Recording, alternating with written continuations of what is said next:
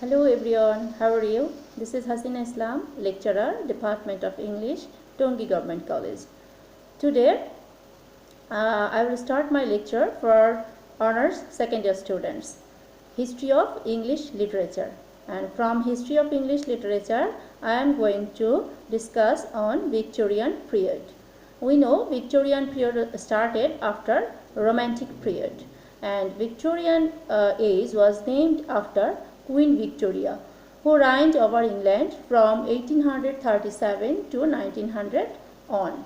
Though she came to power in 1837, the Victorian period began in 1932, that is 5 years before her coming into power, because the literary feature of the age became obvious after 1832, that is 5 years earlier. The features was started 5 years earlier before the king came into power. And from Victorian age, first of all, I want to give you some important information, that is some important events that took place in Victorian period. First of all, Reformation Acts. Due to this Reformation Acts, people or male, every male got the chance to vote, that is the right of voting to every male. It was given by the Reformation Acts. Then slaves were declared free, that is we found a deal of freedom because slaves were free at that time. Then Chimney Sweepers Act and Factory Act prohibited child labor, and child labor was very child labor was prevailing all over there because of the industrialization. And if you read the poem of William Blake, Chimney Sweepers, you will find the condition of the children at that time, those who were working in the factories. And in this period, for Chimney Sweeper Act and Factory Act, child labor prohibited. Then due to the improvement of railways and ships, commerce and industry were developed, which brought material affluences. Because of industrialization, people got job there and they became very busy. Then industrial development took place instead of agricultural based society, and we know before industrialization the society was dependent on agriculture, and now due to industrialization there were a huge change. We found a huge change in the society and also in the rural life. The people of the life of the rural people changed. The theory of evolution, that is Darwin's theory, and the concept of communism changed the traditional view of life. And one thing you have to remember, due to this evolution theory, there was a doubt that is called Victorian doubt. What is the doubt about? That is the doubt between religion and science, whether people have to believe in religion or science. There was a dilemma, and they think that science is true, and sometimes they thought that no, religion is true. So there was a conflict between religion and science. Okay, now I am going to say something about the major writers of this period. Some major writers of this period: Robert Browning, Alfred Lord Tennyson, Matthew Arnold, Charles Dickens, Emily Bronte, George Eliot, Thomas Hardy, Charles Robert Darwin, Karl Marx. They are the major writers of this period. Okay, so and Victorian period is divided into two parts. We have to remember Victorian period is divided into two parts. From 1848 to 1860, these 12 years is called the age of the pre-Raphaelite, because the artists of that time followed the art forms used before the period of Raphael. Raphael was an Italian painter, artist. Okay, actually, it was a movement, and it was a movement for the artist, but eventually these ideas took the shape of literary movement. Next, it take the shape of literary movement. Then features of pre-Raphaelite age. There were some distinct features of pre-Raphaelite age.